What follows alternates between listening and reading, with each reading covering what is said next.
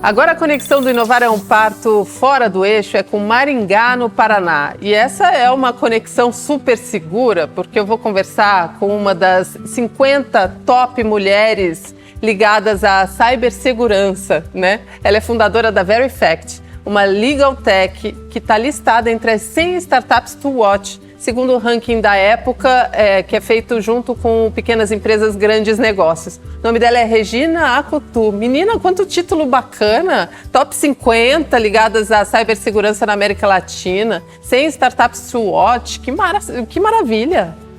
Ai, valeu, Patrícia. Bom, na verdade, eu sou cofundadora da Verifact, né? Assim, porque eu tenho o meu sócio, que é o criador da solução, mas eu estou diretamente envolvido desde o dia zero. Legal, muito bom. O dia zero foi quando? O dia zero, bom, a gente fez... a ideia surgiu, na verdade, por conta de alguns problemas que eu e meu sócio a gente teve em outra empresa, né? A Verifact é uma spin-off de uma empresa de tecnologia e a gente viu que tinha algumas questões tecnológicas que não se conseguia resolver relacionadas aos meios tradicionais. Por exemplo, quando a gente desenvolvia alguma marca, algum website, algum conteúdo que precisava de proteção intelectual, a gente, às vezes, encaminhava para o cliente e pedia para ele fazer registro junto ao NPI, né, se ele era o dono do negócio, do produto contratado. Só que nem sempre isso acontecia. E aí, depois disso, a gente tinha um trabalho enorme para registrar esse conteúdo para provar que existia uma anterioridade, ou seja, aquele conteúdo, aquele material tinha sido desenvolvido antes, e comprovar que, de fato, o dono era... a gente era o dono e tinha desenvolvido no cliente, não era uma cópia de algum outro material. E, anos antes, eu tive um problema, um conflito de trabalho envolvendo um e-mail corporativo. Recebi o e-mail e guardei, printei, né? Quem nunca fez isso? Printou a tela de conteúdo. Agora de WhatsApp ou redes sociais. No meu caso foi um e-mail. Eu printei o e-mail porque eu pensei, poxa, eu não sei se eu vou judicializar, mas por precaução vou deixar guardado. E anos depois eu fui atrás e vi com um advogado que esse tipo de prova, né, ou seja, print não era suficiente. No caso do e-mail, eu até imprimi esse material e o advogado disse, olha, esse conteúdo ele não pode ser usado como prova, ou seja, até pode, mas a chance de você perder o processo é muito grande porque você não está com o original mais. O conteúdo está com você? Não estava, né? Era uma época que a gente apagava muitos e-mails porque... Não cabia, né? Não tinha nuvem ainda na época. Tanto que o Gmail era considerado, né, revolucionário porque tinha mais capacidade do que os outros e-mails.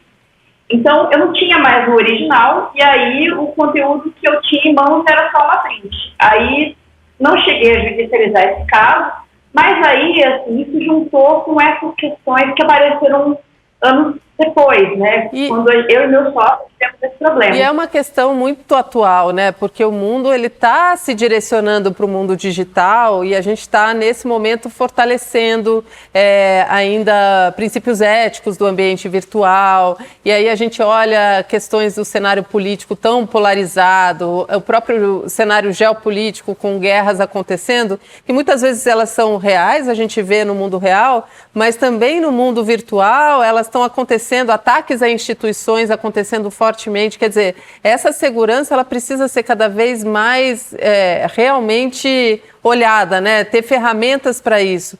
E essa questão das provas, quer dizer, a Verifact faz o quê? Então, ela transforma o conteúdo que a gente tem hoje, eletrônico, por e-mail, ou uma comunicação via WhatsApp, ela consegue transformar isso em provas que vão ser aceitas num possível processo? Exatamente. Como praticamente toda a nossa comunicação, né, a maior parte da nossa comunicação migrou para o digital, os conflitos também, com certeza. Então, não só conflito que eu tive trabalhista, mas desde negociação societária, ou então ameaça, né, crime contra a honra, calúnia, injúria, difamação, tudo migrou para o digital. Fake news. Só fake news também, mas acho que principalmente esses conflitos entre pessoas, né, assim. Então, claro que esses conteúdos da internet começaram a ser usados como prova na justiça. Só que a forma de fazer com que esses documentos sejam, aliás, esses conteúdos na internet sejam usados como documento na justiça, não teve essa evolução. Então, o que isso fez? No meio jurídico, antes da DPTEC, para coletar esses conteúdos como prova, né, transformar isso como prova. Você vai até o cartório, vai até o tabelião, agenda um horário do tabelião e aí ele faz o registro de uma ata notarial, ou seja, ele utiliza a fé pública para documentar esse conteúdo. O que a gente fez, né, como a VTEC, foi fazer uma alternativa a essa ata notarial no cartório. Ao invés de usar a fé pública do tabelião, a gente usa a tecnologia. Blockchain. Então, é para transformar esses conteúdos da internet para usar como prova na justiça. Então, hoje a gente tem casos em todas as instâncias, inclusive órgãos públicos, como TSE, Ministério Público Federal e Polícia, usam a nossa ferramenta. Mas não só para eles, acho que você possivelmente deve estar pensando, quem mais usa, né? Hoje, praticamente todos os envolvidos no processo podem coletar as provas. Tanto o advogado, a sua advogada, órgãos públicos, empresas e também a própria vítima. Então, como é muito fácil, a gente deu uma forma, a gente pensou de uma forma que é possível dar acessibilidade, ou seja, eu vou dar uma ferramenta para que as pessoas tenham pé de igualdade para coletar esses conteúdos na internet. É o quê? É uma plataforma que a gente contrata? Qual é o modelo de negócio? É um SaaS, então é um site que você acessa a plataforma pela internet, através de computador, um notebook com uma internet, né, conectado. Cria uma conta, compra crédito na plataforma da VTEC ou no site, né? E aí, dentro da plataforma, você acessa o site que você quer, por exemplo, WhatsApp, o direct no Instagram, ou sei lá, um e-mail, como era o meu caso, e lá na plataforma você coleta esses materiais, entre aspas, né, 30. E aí, no final, sai um relatório técnico com essas telas que você coletou, mas de uma forma muito mais estruturada. Um relatório PDF, que usa o sistema de técnicas forenses internacionais para coletar, além das telas, de onde veio esse link, qual é o site que foi navegado, qual é a data, horário de registro e várias outras informações técnicas. Ou seja, além da print, né, a print é uma mera imagem de tela, então sozinha ela não carrega absolutamente nada sobre a origem, de onde veio, se foi manipulado ou não. A nossa plataforma dá para ver se esse conteúdo, dá para ver não, mas ele registra informações que podem ser auditadas. Então, se tiver questionamento na justiça, esse conteúdo não estava naquele site ou naquele perfil, é possível auditar de forma ampla, tal qual os peritos fazem a coleta, o sistema também faz o registro da mesma forma, e aí é possível comprovar que aquele conteúdo estava na internet, naquele site, em determinado dia e horário exato, e esse conteúdo se mantém preservado exatamente conforme coletado até o acesso posterior. O processo no Brasil, que a gente sabe que demora anos às vezes, então é importante que tenha essa preservação e essa forma de acessar esse conteúdo da mesma forma como foi registrado, né, sem modificações, para garantir que essa prova ela continue sendo confiável e robusta. A gente tem conversado com empreendedoras do Brasil inteiro, Regina, e essa é a proposta do Inovar Fora do Eixo, é a gente entender as particularidades de mercado. Aí, no Paraná, a gente sabe que Curitiba é um celeiro de empresas de tecnologia, inclusive alguns unicórnios. Agora, Maringá, me conta, Maringá eu ainda não tinha ouvido entrar nesse universo. Me conta um pouco desse ecossistema que você pode contar como apoio à sua startup. Nossa, foi essencial. Eu nunca tinha ouvido falar em nenhum modelo de negócio que tivesse essas características de startup, né, de ser inovadora, mas que ao mesmo tempo tivesse escalabilidade, bom, enfim. Esse primeiro contato foi feito em 2015 e esse mesmo núcleo, ou seja, tiveram 100 pessoas do Startup Weekend, e aí eu acho que criou-se uma comunidade muito consistente. Então hoje eu vejo que as mesmas pessoas que estão na pós do evento de 2015, elas não necessariamente têm startup, mas assim, elas estão no ecossistema. A gente realmente criou um ecossistema que se beneficiou a partir desse ponto zero, e isso fez com que eu acho que toda a cidade crescesse, de uma forma geral. Então, fora a VTEC, surgiram outros, mais ou menos nessa mesma época, e a gente cresceu junto, sabe? Eu vejo que também isso é muito parecido em Curitiba. Eu estive em Curitiba para conhecer a Olist, e aí eu vi que todos eles, ou seja, 90% dessas empresas que você mencionou, elas estão na mesma quadra. Ou, às vezes, eles estavam no mesmo prédio, né? No meu caso, foi muito parecido. O grupo que participou do Startup Weekend estava lá, fazia parte, estava envolvido em alguma coisa, assim, de, olha, não sei do que se trata, era muito novo ainda tudo, mas tem alguma coisa aqui. E aí a gente começou a se reunir com mais frequência para poder trocar ideia e falar assim, como é que a gente pode fazer com que a cidade, com que a gente cresça de uma forma mais rápida. A Veritech, ela não surgiu em 2015, ela foi aparecer 2 anos depois. Só que a gente fica com isso na cabeça. Mas eu vejo que as startups que estavam lá em 2000, as pessoas de 2015, elas estão lá hoje, e a gente ajuda da mesma forma como eu vi que começou a acontecer em outras cidades. Muito legal. Você é líder de comunidade aí também, chama Red Foot, é isso? Tem Maringá e Londrina. Maringá e Londrina? Conta um pouco, o que é a Red Foot e por quê? Até fiquei curiosa com o nome. Legal. É porque aqui na região norte e noroeste do Paraná, a terra é vermelha. É o pé vermelho mesmo, né? E aí a gente conhece como pé vermelho porque é um tipo de terra que não sai. Então, é realmente uma terra avermelhada. Então, o Red Foot por conta do pé vermelho. Essa é uma ideia, assim, da gente conseguir orientar quem está com uma ideia de negócio e, por acaso, estiver nessa região, onde é que vai, né? Você já contou que já visitou a Olist, isso é muito legal, você poder visitar empresas que já se estabeleceram, que já são consideradas muito bem-sucedidas, né? O que você sugeriria? Qual é a dica que você daria? Antes era fácil porque tinha um evento quase todos os meses, né? Agora é um pouco mais difícil.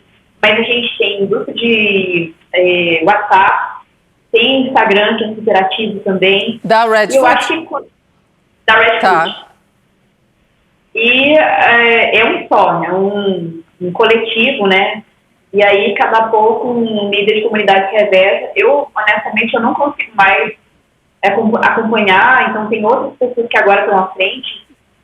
E eu acho que é começar a fazer, assim, sabe aquela coisa de chamou, vai? Mesmo que você, acho que é isso, mesmo que você ache que não é pra você. Eu sempre chamo muitos dos meus amigos, até hoje, para participar de um Startup Weekend, por exemplo. Aí as pessoas sempre falam, mas isso não é pra mim, eu não me vejo nesse lugar. Se eu tô te convidando, eu acho que faz sentido sim, porque tem a ver.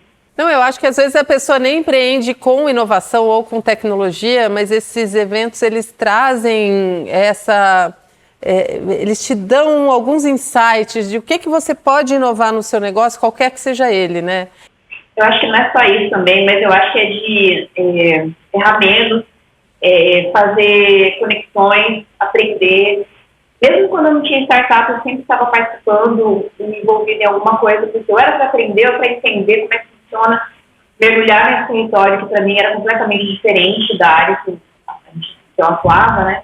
Mas eu acho que principalmente assim, quanto mais você está envolvido, mais você aprende. E aí, quando a Veritech de fato foi lançada no mercado, já tinha muita bagagem, pelo menos assim, do começo, de saber, olha, eu estou entrando num território que talvez eu não conheça, que não seja familiar, porque a área jurídica, né, eu estudei, eu e meu sócio, a gente realmente fez uma imersão nesse universo, mas vi muita coisa antes, eu vi experiências de coisas que deram certo, coisas que não deram certo, com quem eu podia confiar, com quem eu podia realmente contar se eu precisasse, em relação a desenvolvimento, aconselhamento de marketing.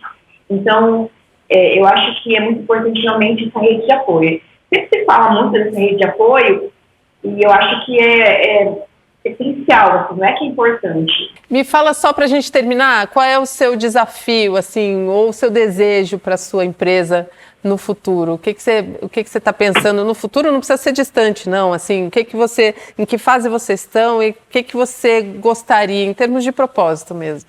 O objetivo é impactar, pelo menos, reduzir esses números de denúncias que aparecem na internet, por exemplo, em relação a crime ou violência contra a mulher na internet ou de forma física, e também esses índices que têm aumentado de forma assustadora em relação a questões de crimes contra a honra, principalmente racismo, injúria racial e outras agressões. Homofobia, tem muita agressão que as pessoas acham que no ambiente virtual estão livres, né? Podem fazer barbaridades que não vão ser nunca identificadas, mas agora a história mudou, né?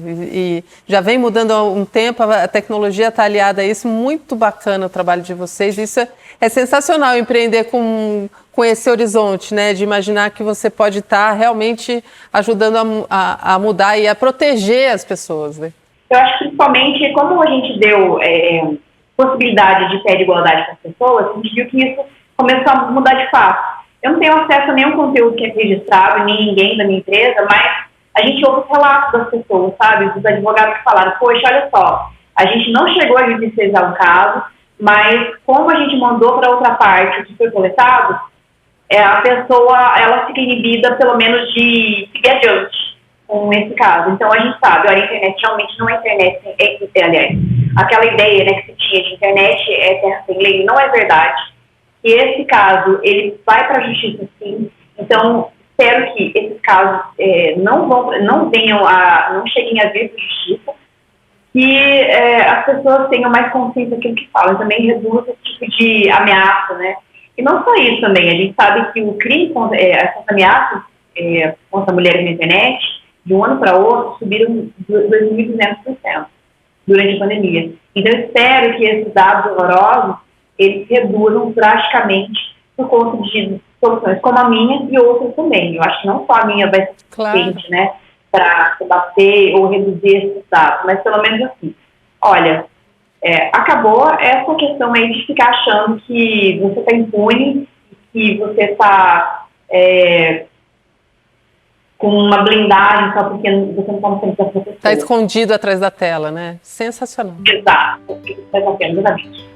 Regina, muito prazer, eu adorei saber sobre a sua solução, adorei saber sobre o ecossistema aí de Maringá, de Londrina junto com vocês, dos Red Foods. Foi uma aula aqui pra gente, eu acho, de inspiração também e de propósito. Lindo o seu trabalho aí em relação a proteger a gente nesse ambiente que está cada vez mais hostil, né, na internet. Muito obrigada, até mais.